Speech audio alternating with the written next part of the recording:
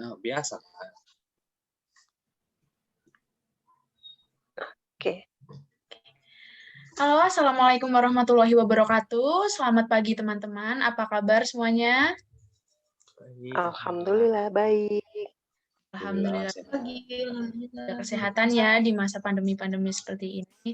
Sebelumnya perkenalkan, nama saya Oktaviani Prastianingrum. Kali ini saya akan membawakan podcast perdana yang berjudul Di Antara Peraturan dan Kebutuhan.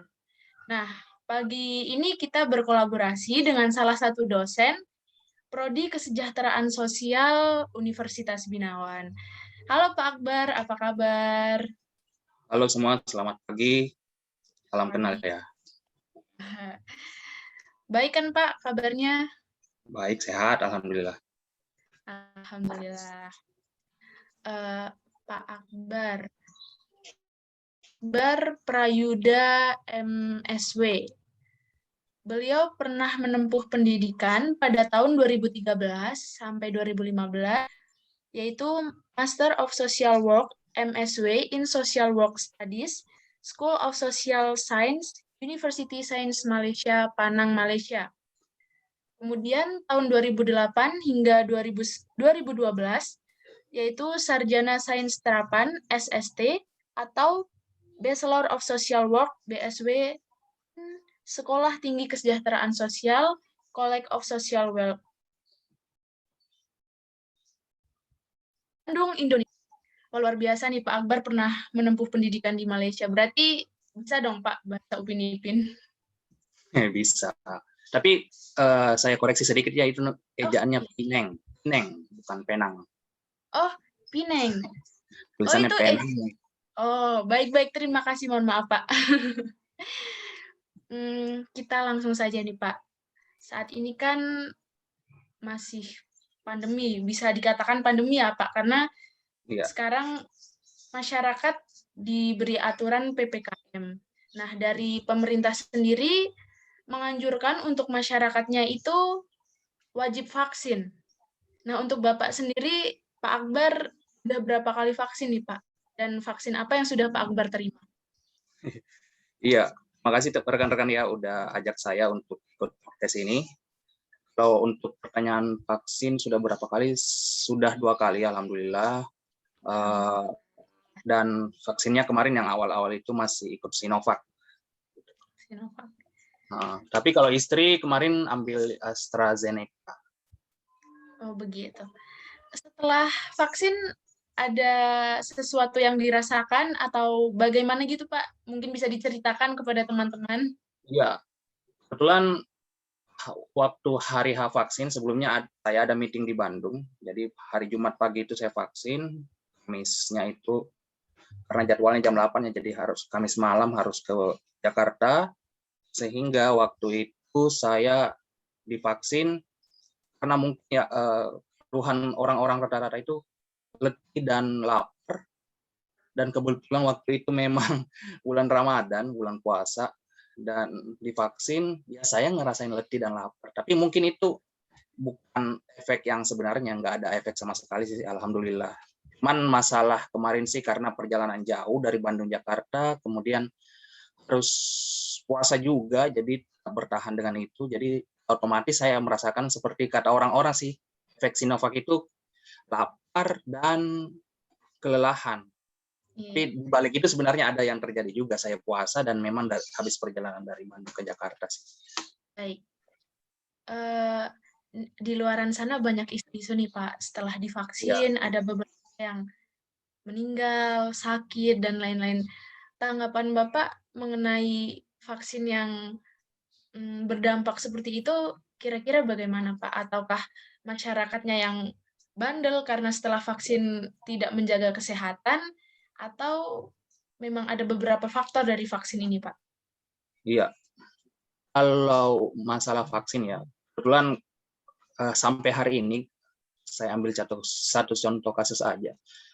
Profesor Adi Farudin, mungkin teman-teman sudah kenal, itu beliau sudah vaksin 2 kali, kemudian prokesnya sangat ketat, tapi tetap kena, dan hari ini masih sudah hari di atas di luar masa nyamannya terus di tubuh manusia, yaitu di luar 14 hari. Udah hari ke-17, hari 16 atau hari ke-17 sekarang masih di rumah sakit.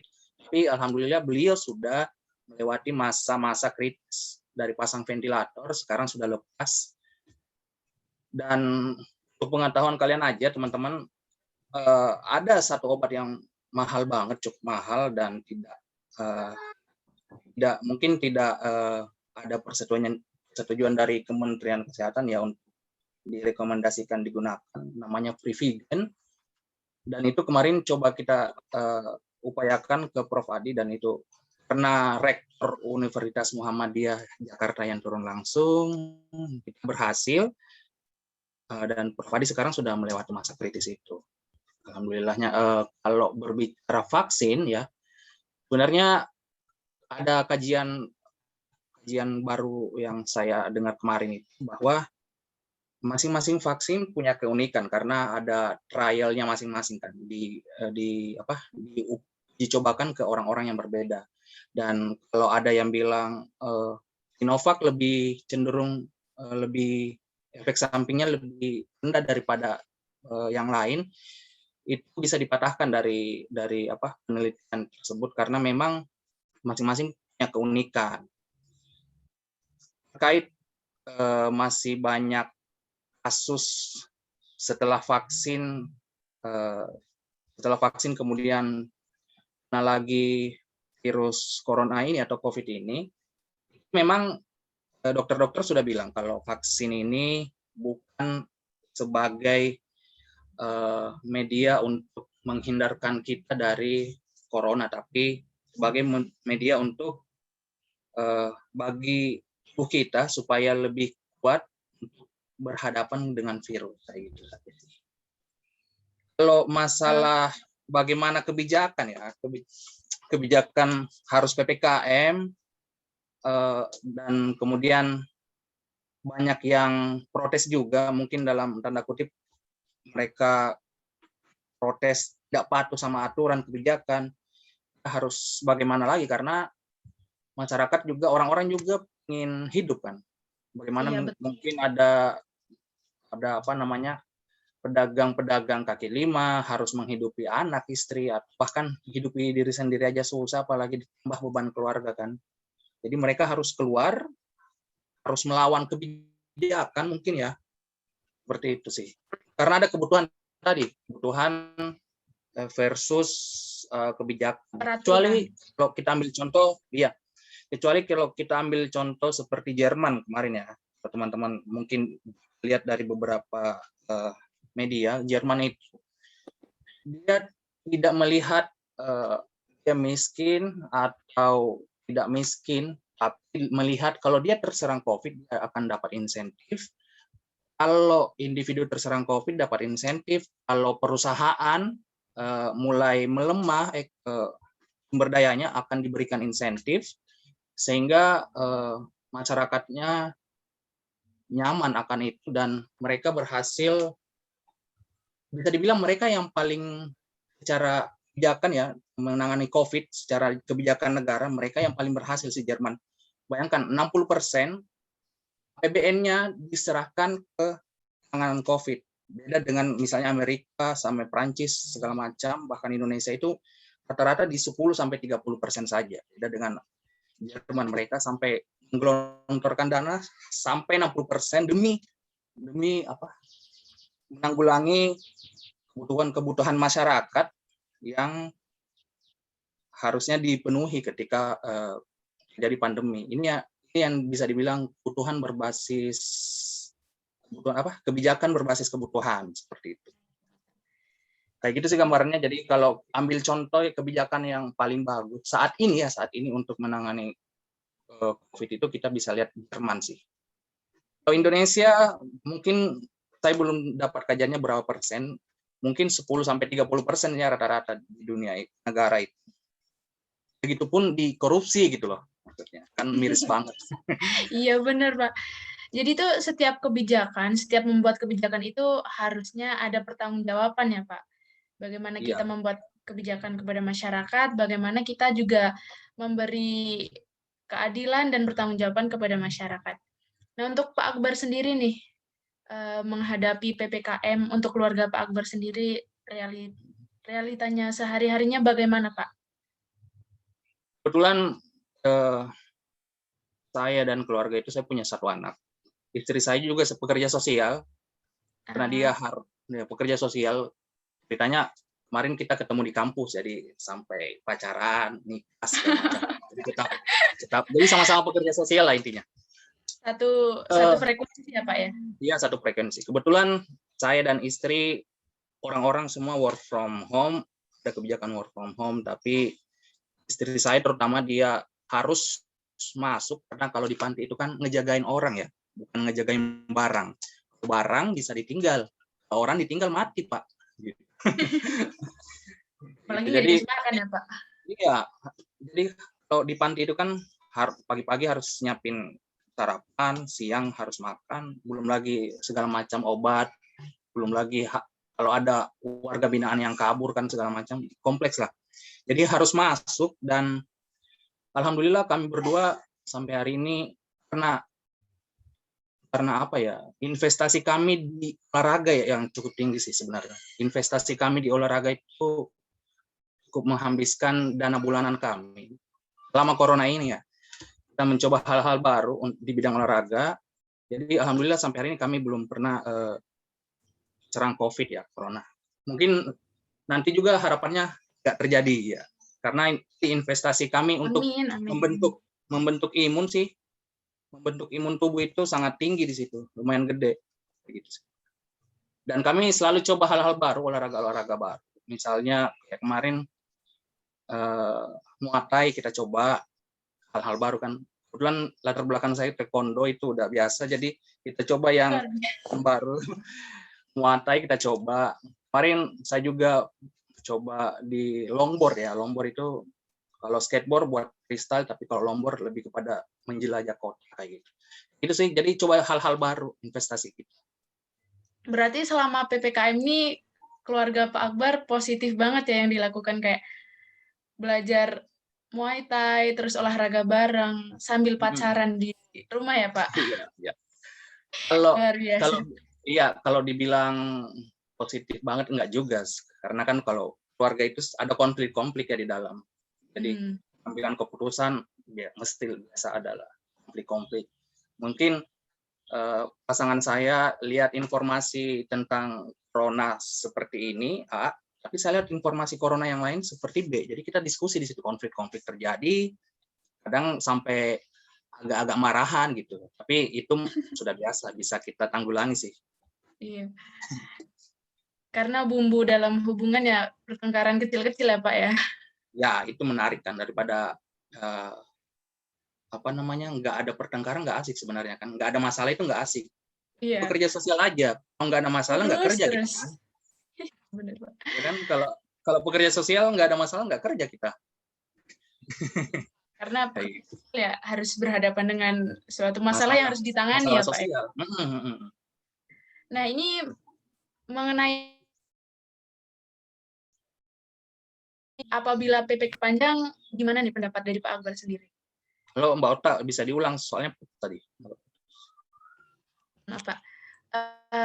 Terkait ada isu-isu atau pemberitaan tentang PPKM yang diperpanjang, bagaimana tanggapan dari Pak Akbar sendiri, Pak?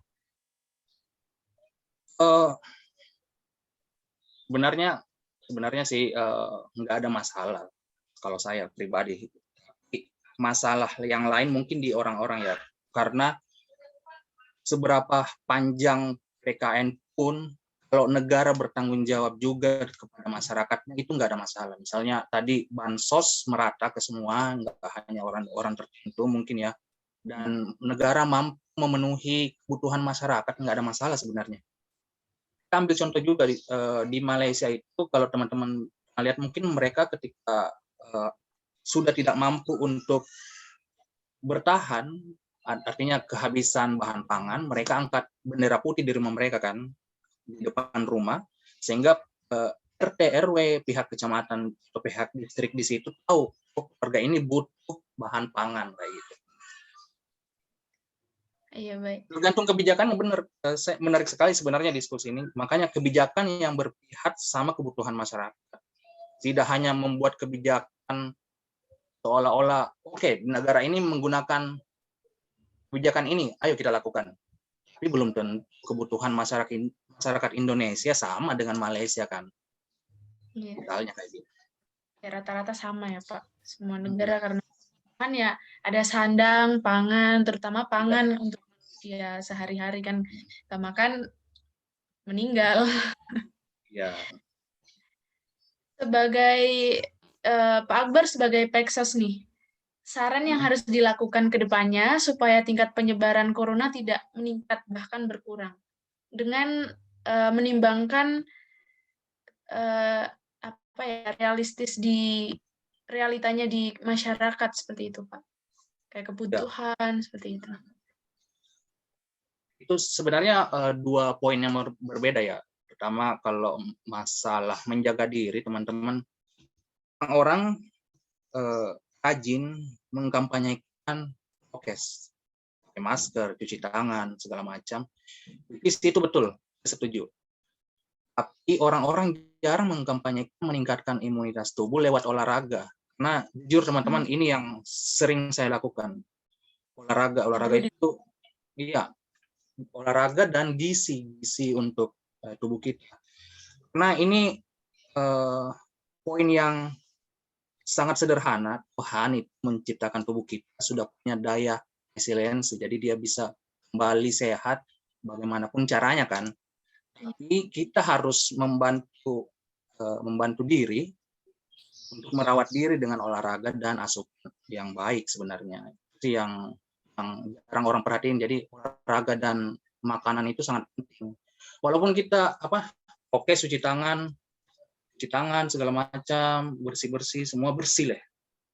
Tapi kalau di rumah istilahnya rebahan saja, mungkin makan tidak tidur sehat. Iya, nggak makan mungkin karena dikejar serial drakor mungkin kan. Nanti aja makannya harus selesai drakor nih, harus selesai nih sampai sekian, misalnya kayak gitu. Jadi hal-hal kayak gitu sih simple, tapi orang-orang lupa gitu. Jadi kita itu kayak mobil kan, kita beli mobil baru harus rajin dirawat, harus rajin diservis biar tetap bagus, bertahan lama. Sama kayak tubuh, harus rajin diservis juga kayak gitu sih kalau untuk mencegah penularan ya. Sama jangan terlalu banyak pikir yang stres sih. Stres boleh, tapi levelnya level stres yang standar lah. Kalau sampai depresi segala macam, itu sebaiknya dihindari. Kayak gitu sih. Ya baik, terima kasih Pak.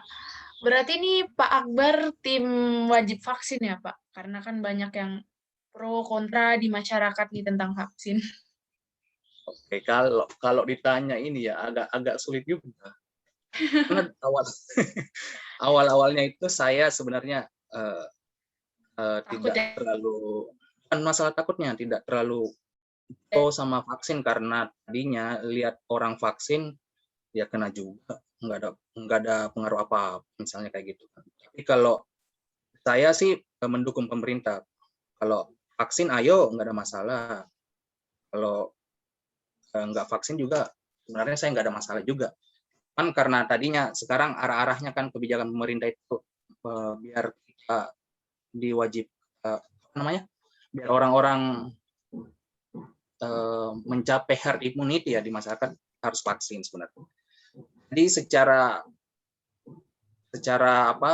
personal dulu saya orang-orang yang golong anti vaksin, tapi hari ini melihat realita yang ada, saya dengan kondisi yang sekarang saya masih pro vaksin sih. Dan sebaiknya teman-teman juga gitu. Kalau enggak punya komorbid yang tidak disarankan untuk vaksin sih, ya udah vaksin aja, nggak ada masalah kan, nggak ada ruginya juga sih. Tapi tadi diimbangi dengan asupan, dengan biar tubuhnya ada efek dengan vaksin itu ya olahraga tadi sih. Lihat ada efeknya enggak kayak gitu. Karena biasanya kan vaksin itu ada beberapa orang yang kalau dia punya komorbid lain atau misalnya alergi, makanya kalau di vaksin itu ada screeningnya, apakah Anda alergi, level berapa alerginya, mungkin nggak diwajibkan vaksin kayak gitu sih. Jadi kalau ada beberapa penyakit bawaan mungkin ya Pak, sekiranya jangan. Tergantung screening aja sih. Kalau nggak ada masalah di screeningnya ya udah monggo vaksin. Ya. Tapi kayak ada nih Pak salah satu. Sebentar. Yang masalah sekarang itu pro kontra itu orang HIV misalnya. Karena kan saya jadi bidang HIV ya. Kalau orang HIV vaksin katanya kalau CD4 antibodinya di atas. Tapi hari ini Kementerian Kesehatan berapapun antibodinya dia boleh vaksin walaupun dia HIV. Jadi di layanan kesehatan sampai hari ini masih ada yang kurang informasi tentang ini. Katanya kalau dia HIV, kalau antibodinya rendah, dia nggak boleh vaksin kayak gitu. Kalau surat edaran terbaru Kementerian Kesehatan nggak ada masalah sih sebenarnya terkait itu. Seperti itu. Jadi ada kebijakan, tapi kalau tidak tersosialisasi dengan baik di layanan kesehatan pun ini akan menjadi ribet juga. Jadi ada beberapa orang yang ditolak vaksin sih yang saya temukan di lapangan. Ada orang dengan HIV datang ke layanan ingin vaksin tapi ditolak karena tadi alasan tadi kayak gitu. Padahal seharusnya nggak apa-apa, vaksin aja. Ya, jadi teman kita nih Pak, salah satu teman kita, Siti Nurjanah, setahu saya dulu pernah ada riwayat penyakit asma, tapi dia juga berani vaksin Pak, karena pemberani banget sih ini teman kita. Alhamdulillah baik-baik aja nih Pak. Jadi buat teman-teman yang ya kan nggak ada masalah kan sebenarnya kan? Iya, sehat-sehat aja Pak. Wah, cepet banget ngomongnya gitu. Jadi buat teman-teman yang lain, jangan takut vaksin deh. Ayo kita vaksin. Vaksin aja lah, nggak ada. Sebenarnya intinya kalau orang masa bodoh ya vaksin ayo, nggak vaksin ayo, nggak ada masalah gitu maksudnya. Jadi untuk mendukung herd immunity tadi ya udah vaksin aja. Karena beberapa isu-isu kalau misalnya penerbangan nggak ada kartu vaksinnya, dia nggak bisa penerbangan. Itu kejadian di Manado. Untuk menghindari hal-hal seperti itu aja sih sebenarnya. Dan nanti kalau juga di Binawan diterapkan nggak vaksin nggak boleh masuk kelas, kan aneh nanti kan. Iya. Yang ada ntar nggak masuk semua ya Pak di kampus. Iya benar. Sekarang juga mencari kerja butuh surat vaksin, naik KRL, naik ini, itu juga ditanyain surat vaksinnya mana. Jadi ya mau nggak mau kita juga harus vaksin buat mempermudah deh, mempermudah. Ya apalagi teman-teman usia remaja, usia awal itu sebenarnya imunitasnya cukup baik, nggak belum 20 awal kan ada. Iya, belum ada sih alhamdulillah. Jangan sampai ya Allah. Jadi tenang aja, nggak ada masalah sebenarnya. Nah, Pak Akbar, ini dari teman saya, dari Fiona, akan memberi sedikit game atau bisa dibilang ice breaking ya Pak? Oh enggak. Ice breaking. Jadi ntar Pak Akbar menjawab secara cepat Pak. Dikasih challenge berarti kan ice breaking. Oke. Oke, mungkin langsung ke Fiona aja ya. Silahkan Fiona. Baik Pak, selamat siang Pak. Selamat siang. Ini sekelompok ya semuanya, 1, 2, 3, 4, 5, 6, 7, 8 ngeroyok saya ini ya. Nggak apa-apa Pak. Di masa pandemi ini kan banyak orang-orang yang termasuk mama saya ya. Dia tuh sangat parno gitu kan. Kalau Bapak sendiri di masa pandemi gini lebih milih masak sendiri atau beli online food? Kayak kayak contohnya GrabFood lah ya. Ya, masak sendiri karena lebih ekonomis. Jadi Bapak lebih pilih masak sendiri? Iya, lebih sehat. Lebih sehat aja. Dan lebih irit juga ya Pak sebenarnya? Iya. Terus yang kedua, Bapak lebih memilih work from home atau work from office? WFO atau WFH? work from office, karena kalau work from home banyak tantangannya. Ya seperti ini, kalau internet mati, selesai lah. Kalau ada gangguan, misalnya gangguan anak harus diajak main, selesai lagi. Jadi tantangannya lebih banyak sih.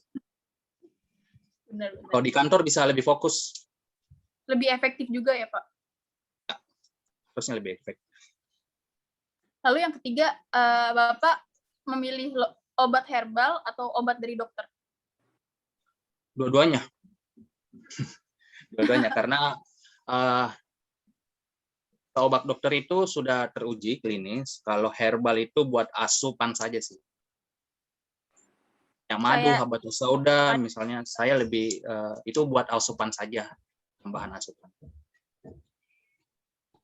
Oke, baik. Terima kasih, Pak. Nggak ada yang susah pertanyaannya. Yang gampang semua ya, kayak yang logika. Iya. Oke, makasih. Mungkin cukup ya, Pak. Pak Akbar bisa kasih nih kesan-pesan atau ajakan buat teman-teman buat vaksin dan kesan-pesan tentang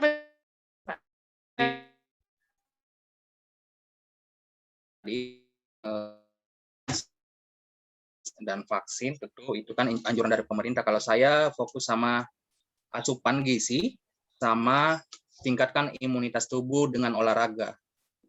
Itu saja. Kalimat Pak untuk mengajak teman-teman biar mau vaksin? Ya, kalau saya sih stylenya tadi masa bodoh. Vaksin enggak apa-apa. Ayo, kalau disuruh vaksin, ayo vaksin. Tapi konsekuensinya tadi kebijakan awat, akses layanan kesehatan, bahkan di Makassar itu sampai kalau mau ke kantor kelurahan urus dokumen harus menunjukkan kartu vaksin. Tujuannya itu aja sih. Jadi akses teman-teman ada ketika punya kartu vaksin. Oke, terima kasih Pak atas kesan pesan, waktu dan kesempatan untuk kita wawancara ini. Kita ajak berdiskusi seputar PPKM dan vaksin. Terima kasih sekali Pak Akbar. Ya, terima kasih ya teman-teman ya. Di sini saya ya, ada sama-sama, ada Okta, Mbak Tria, Mbak Enung, Abdu, Mbak Ria yang udah saya kenal di sini, yang masih baru saya kenal ada Rehan, Fiona, sama Mbak Dita ya. Salam kenal ya. Nah, ini Pak Akbar, salah satu dosen. Mungkin kita ketemu di semester. Iya. Nanti klubnya kita buka lagi setelah PPKM ya, teman-teman ya. Yang Siap, aktif Pak. Siap. Terima kasih, Pak. Oke, baiklah teman-teman. Ada sedikit kutipan nih. Jadi, untuk pemerintah apabila membuat kebijakan, maka harus juga menyertakan pertanggungjawabannya. Jadi, kritik dan saran dari masyarakat yang membangun itu bisalah ditampung, karena marilah kita masyarakat dan pemerintah membentuk smooth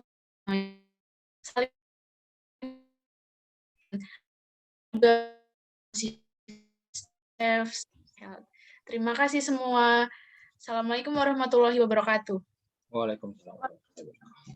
Ya semua ya. Saya pamit. Ya, sama-sama Pak Akbar. Terima kasih. Pak Akbar, terima kasih.